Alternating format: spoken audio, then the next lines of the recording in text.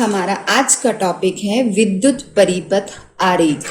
ठीक है, तो विद्युत, इसको इंग्लिश में हम बोलते हैं इलेक्ट्रिक सर्किट डायग्राम। तो इसको समझने से पहले हम समझते हैं कि विद्युत परिपथ होता क्या है। तो बेटे आपने देखा होगा कि जैसे ही हम स्विच ऑन करते हैं पंखा हमारा चलना शुरू कर देता है। तो अब स्विच ऑन, एक ये हमने उपकरण यूज किया या हम कह सकते हैं अवयव। फिर करंट वहां से कहाँ गया? तार के अंदर गया, तार से फिर वो कहाँ गया? पंखे में गया और उसने चलना शुरू कर दिया। तो ये जो रास्ता है, ये जो पथ है जिसमें से विद्युत धारा होकर प्रवाहित हो रही है, उसे हम कहते हैं वैद्युत परिपथ या विद्युत परिपथ। तो पथ जिससे धारा प्रवाहित होती है उसे हम क्या कहते हैं? विद्युत परिपथ। अब ये जो परिपथ होता है ये बंद भी हो सकता है और खुला भी हो सकता है। ठीक है, बंद हम कब कहते हैं? जब ऑन है, और खुला हम कहते हैं कब? जब ऑफ है।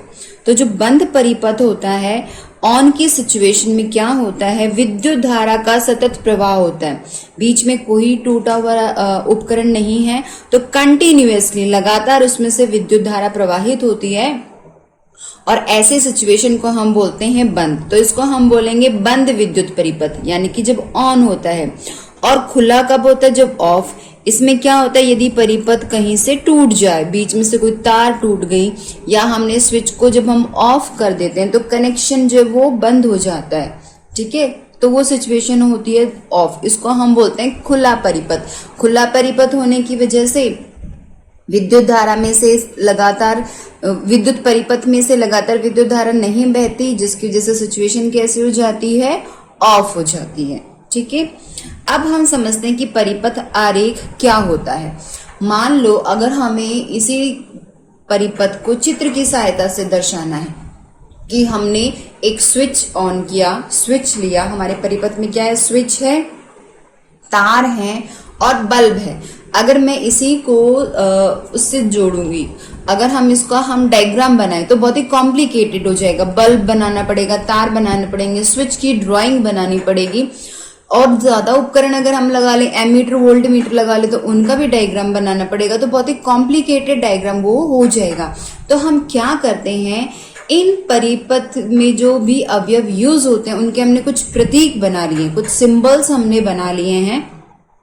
तो उन प्रतीकों की सहायता से अगर हम इस विद्युत परिपथ को दिखा रहे हैं, दर्शा रहे हैं, तो उसे हम कहते हैं परिपथ आरेख या सर्किट डायग्राम।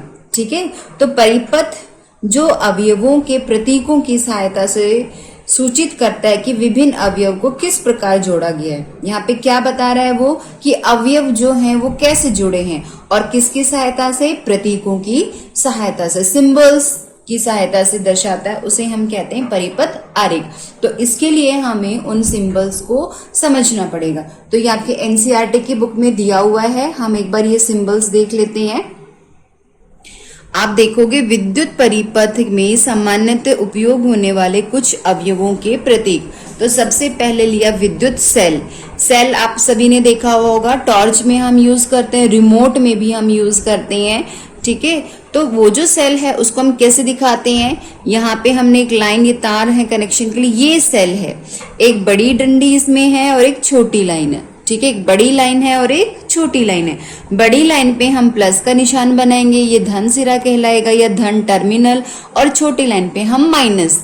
ये हमने छठी क्लास में भी पढ़ा था। जो सेल के ऊपर कैप होती है वो धन सिरे को दिखाती है, और जो नीचे का तली होती है, बॉटम होता है, वो ऋण सिरा दिखाता है।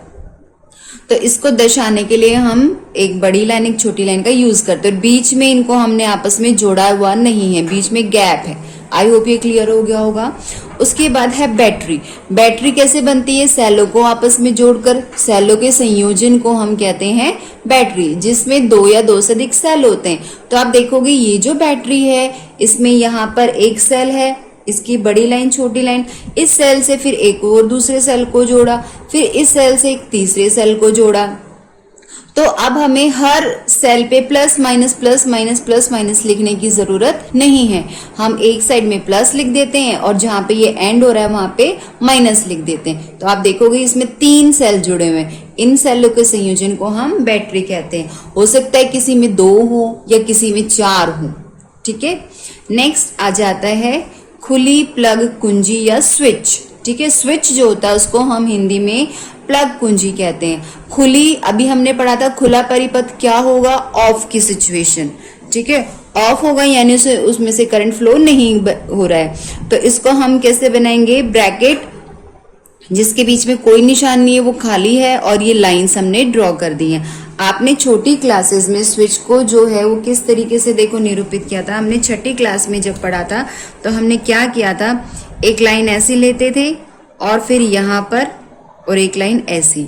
ये हमने बेटे एक्टिविटी भी की थी पिन की सहायता से। अगर आपको याद हो, पिन को बंद कर देते हैं तो करंट बहने लगता है और हमारा बल्ब जो है वो जल उठता है। तो ये जो सिचुएशन है ये कैसी है, खुला परिपथ, क्योंकि ये आपस में कांटेक्ट नहीं है, यहाँ पे परिपथ टूटा हुआ है। और जब ऑन सिचुएशन होती थी तो उसको हम कैसे दिखाते थे, ये वाला आ गया हमारा और इस वायर को हम इसके ऊपर टच कर देते थे तो ये परिपथ कैसा हो जाता था, ऑन। तो इस तरीके से भी दिखा सकते हैं। ये कैसा परिपथ है, बंद परिपथ है। और अब हम इसको कैसे दिखा रहे हैं, अब हम इसको इस तरीके से भी दिखा सकते हैं, यानी कि आप ब्रैकेट में लोगे, अगर बीच में बिंदु नहीं है तो वो ऑफ है, और बंद यानी कि ऑन सिचुएशन को कैसे दिखाएंगे, ब्रैकेट के बीच में हमने बिंदु लगा दिया तो इसका मतलब हमारा स्विच ऑन है। ये बंद प्लग या कुंजी की अवस्था को दर्शा रहा है। नेक्स्ट है तार संधि, यानी तारों को आपस में जोड़ा गया है। देखो बेटे, तारों को हम सिंपल लाइन से दिखाते हैं। तार जो होती है वो सिंपल रेखाएं हैं। ये जो आप देख रहे हो ये सब क्या है, तार जुड़े हुए, इधर ये तार जुड़े हुए, लाइंस जो हैं। तार संधि यहाँ पे दो तारों को आपस में जोड़ा गया, तो एक तार यहाँ पे आया, एक तार यहाँ आया और यहाँ पे डॉट बना दी। इट मीन्स ये दोनों तार आपस में यहाँ पे जुड़े हुए। हम कनेक्ट कर देते हैं ना कभी कभी वायर को, तो वो चीज दिखाई हुई है। अगला सिंबल जो है वो है बिना संधि के तार की क्रॉसिंग। मान लो ये एक तार जा रहा है, उसके ऊपर से दूसरा तार गया, लेकिन वो उसको टच नहीं कर रहा, उसमें संधि नहीं है, तो हम क्या दिखाएंगे कि तार गया है, दूसरा तार है, वो जंप करके दूसरे के ऊपर से जा रहा है, तो ये तार की क्रॉसिंग को शो कर रहा है। मान लो ये एक मेरा वायर है, ठीक है, और इसके ऊपर से एक, ये तो करंट इधर जा रहा है, एक दूसरा वायर जा रहा है, लेकिन आपस में ज्वाइंट नहीं है, इनको हमने जोड़ा नहीं हुआ है, तो हम ऐसी अवस्था को कैसे दिखाएंगे, इस तरीके से। नेक्स्ट है विद्युत बल्ब। विद्युत बल्ब बनाने के लिए जो देखो चित्र अगर हम बनाए तो ऐसा बनेगा। यहाँ पे इसका धन टर्मिनल होता है, एक ऋण टर्मिनल होता है, और बीच में तंतु होता है, फिलामेंट, जो हमने छठी क्लास में पढ़ा था। तो इसको दिखाने के लिए हम इस तरह का प्रतीक यूज करते हैं। एक लाइन आई, फिर ये फिलामेंट को दर्शा रहा है और फिर ये चला गया, जैसे आपने घुमा के डब्लू बना रखा है ना उल्टा, एक तरीके से वैसा ये निशान है। उसके बाद है प्रतिरोधक। प्रतिरोधक के बारे में भी हम अभी पढ़ेंगे। ये चालक होते हैं एक प्रकार के, इनको हम जिग जैग लाइन से दिखाते हैं। अगर ये लाइन इतनी छोटी है तो ये कम प्रतिरोधक है, अगर इसको और बड़ा कर दिया जाए तो ज्यादा प्रतिरोधक है। नेक्स्ट यहाँ पर है परिवर्ती प्रतिरोधक अथवा धारा नियंत्रक, यानी कि जिसका प्रतिरोध चेंज हो जाता है। ये तो फिक्स है, ये वाला फिक्स है, इसका अपना एक वैल्यू होगी, जैसे 5 ओम है तो वो 5 ही रहेगा, लेकिन अगर इसकी वैल्यू को हम चेंज कर सकते हैं तो उस परिवर्ती यानी कि चेंज होने वाले प्रतिरोधक को हम ऐसे जिगजैग लाइन और बीच में ये एक क्रॉस, एक एरो से हम दिखाएंगे, या फिर जिगजैग लाइन और ऊपर से एरो हम लेके आ रहे हैं, यानी कि हम इसको चेंज कर सकते हैं। एमीटर, ये हम पहले भी पढ़ चुके हैं। एमीटर को हम कैसे दिखाएंगे, एक सर्कल के अंदर ए लिखा, एक तरफ धन सिरा और एक तरफ ऋण सिरा। वोल्ट मीटर को, इसको हम वी से दिखाएंगे, सर्कल के अंदर हमने कैपिटल में वी लिखा है, एक तरफ धन सिरा और एक तरफ ऋण सिरा। तो ये जो थे ये हमारे प्रतीक हैं विद्युत परिपथ के। अब हम एक क्वेश्चन से इसको समझ लेते हैं। क्वेश्चन दे देते हैं कि आप एक परिपथ आरेख बनाइए, ठीक है। तो एक क्वेश्चन चलो मैं आपको बता देती हूँ परिपथ आरेख बनाने का तरीका। हमारा क्वेश्चन ये है कि हमें एक बल्ब, ठीक है, एक बल्ब, संयोजी तार यानी कि जो जोड़ने वाले हैं, संयोजी तार, और उसके बाद हो जाएगा बैटरी, एमीटर और वोल्ट मीटर। इन सब को यूज करके हमें एक जो है परिपथ आरेख बनाना है, ठीक है। तो हम ये कैसे बनाएंगे, सबसे पहले हम लेते हैं बैटरी। ये बैटरी है, एक सेल लगाया, दूसरा सेल लगाया, तीसरा सेल लगाया, जितनी इच्छा है उतनी हम लगा सकते हैं।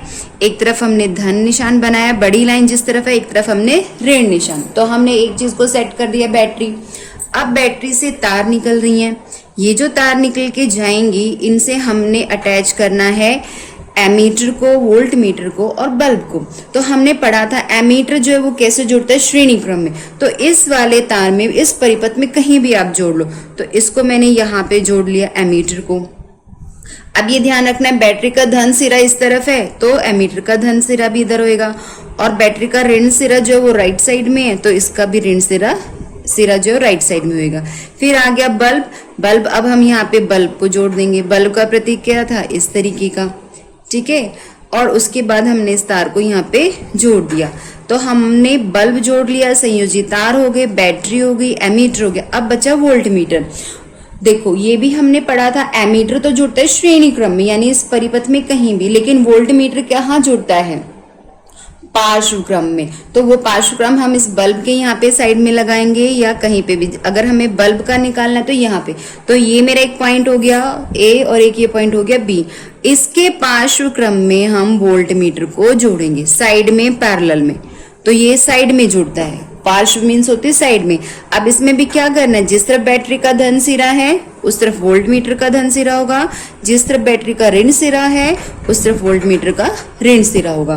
और विद्युत धारा का प्रवाह कहाँ होता है, धन टर्मिनल से ऋण की तरफ, यानी कि विद्युत धारा इधर जाएगी, फिर इधर जाएगी, यहाँ से होते हुए फिर इधर आएगी और फिर वापस इधर।